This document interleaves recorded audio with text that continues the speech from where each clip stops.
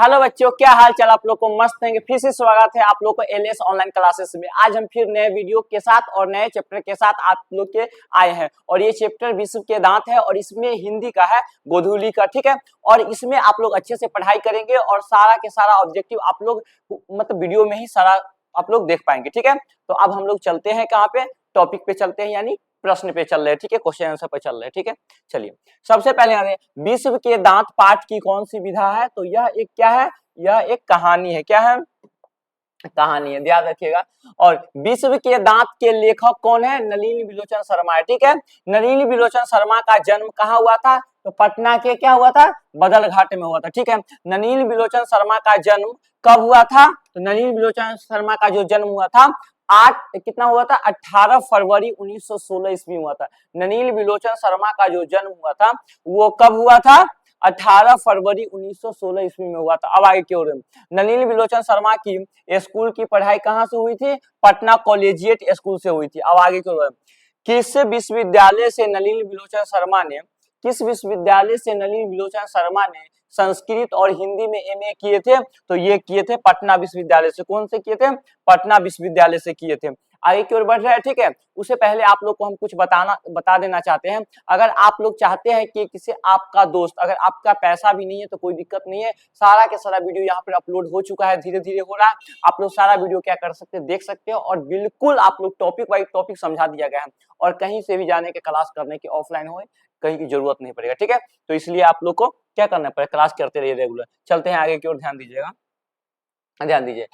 साहित्य का इतिहास दर्शन किसकी रचना है? नलिनी विलोचन शर्मा का। किसकी है? नलिनी विलोचन शर्मा की। अब आगे क्यों, विश्व का दांत कहानी किस कहानी संग्रह से ली गई है? तो विश्व के दांत तथा अन्य कहानी से ली गई है। आगे, विश्व के दांत कहानी किसके अनेक अंतर विरोधियों को उजागर करती है? मध्य वर्ग से। सेन साहब की कार किस रंग की थी? सेन साहब की काला रंग की थी, ठीक है। कार की कीमत कितना था? तो कार का कीमत जो था 7,500 था। एक बात बहुत बार प्रश्न पूछ चुका है, कार का कीमत कितना था? तो 7,500 रुपया था, ठीक है। और कार किस रंग के था? तो कार काला रंग के था। तो आप लोग को यहाँ से घबराने की कोई बात नहीं और अच्छे से पढ़ाई करने की बात है।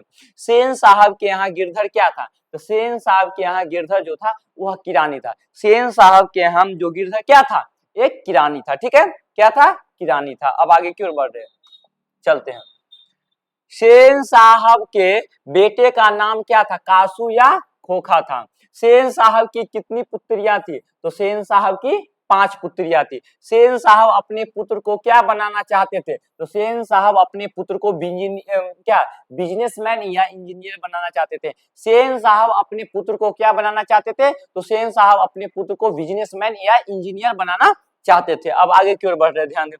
घर के बनाए सभी मामलों में कौन अपवाद था? तो कासू या खोखा। कासू उसी का नाम था, खोखा।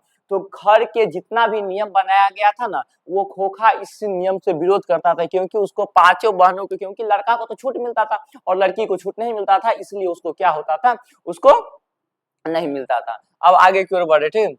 सेन साहब अपनी पुत्रियों को क्या मानते थे? कठपुतली। समझते, जो काट के नहीं बनता रहता है, पहले आप गांव में देखते हो काट के घोड़ा आता था, लकड़ी के घोड़ा घोड़ा पे जो भी हो, तो उसके लिए क्या कहता था? तो इस पे काठपुतली मानते थे। अब आगे की ओर बढ़ रहे, ध्यान दीजिएगा। मदन किसका पुत्र था? मदन जो था ना, गिरधर लाल का पुत्र था। किसका था? मदन किसका पुत्र था? मदन गिरधर लाल का पुत्र था। मदन किसका पुत्र था? गिरधर लाल का। आगे की ओर बढ़ते हैं। मदन ने कासू को कितने दांत तोड़े थे? बहुत अच्छा एग्जाम में पूछेगा, एमवीवीआई इसको कर लीजिए, ठीक है, एमवीवीआई, ठीक है। ध्यान दीजिएगा, मदन ने कासू को कितने दांत तोड़े थे? तो मदन ने कासू को 2 दांत तोड़े थे। कितने दांत तोड़े थे? तो 2 दांत तोड़े थे। आगे की ओर बढ़ते हैं। मदन और कासू के बीच किस खेल के लेकर विवाद था? तो लट्टू के खेल के लिए, ठीक है। सेन साहब के ड्राइवर ने किसे धक्का दिया था? मदन को धक्का दिया था। आगे, बंगले के पिल्ले और गली के कुत्ते की लड़ाई किस कहानी में है? विश्व के दांत में, ठीक है। ऐसे ही लड़की आगे चलकर चोर डाकू बनते हैं, ऐसा किसने बोला था? ऐसे ही लड़के आगे चल के लड़के होगा, ठीक है। तो क्या सेन साहब ने बोले थे? सेन साहब ने बोले थे। एक बात पता है, जिसे बड़े फैमिली के बच्चे हैं वो करे, अगर दारू उरू पी लिया चाहे कुछ कर लिया, मतलब बहुत सारा चीज है, तो वो कहेगा क्या है एंजॉय के लिए। अगर आप नॉर्मल परिवार के बच्चे हैं, ठीक है, अगर आपको है नशेड़ी है उल्टा लगे, इसलिए अपने आप को थोड़ा अच्छे बनाइए, पढ़ाई लिखाई कीजिए और बहुत अच्छे स्टूडेंट बन के आप लोग आगे की ओर बढ़िएगा, ठीक है। आगे की ओर बढ़ रहे हैं, चलते हैं। मदन के लिए क्या खाना मामूली था? तो मदन के लिए मार खाना मामूली था, ठीक है। सीमा, रजनी, आलो, शेफाली और आरती पांचों बहनें किसकी थी? पांचों बहनें, ठीक है, पांचों बहनें किसकी थी? खोखा की। खोखा के दांत किसने तोड़ा था? तो मदन ने। खोखा के दांत कौन तोड़ा था? तो खोखा के जो दांत तोड़ने वाला व्यक्ति था, यानी वो लड़का था, वो मदन था। कौन था? मदन था। सेन साहब की आंखों का तारा कौन था? तो सेन साहब की आंखों का तारा खोखा था। सेन साहब की आंखों का तारा कौन था? तो सेन साहब की आंखों का तारा खोखा था। किसके अनुसार सेनों ने सिद्धांतों को भी बदल दिया? तो खोखा के अनुसार सेनों ने क्या कर दिया था? सिद्धांतों को भी बदल दिया था।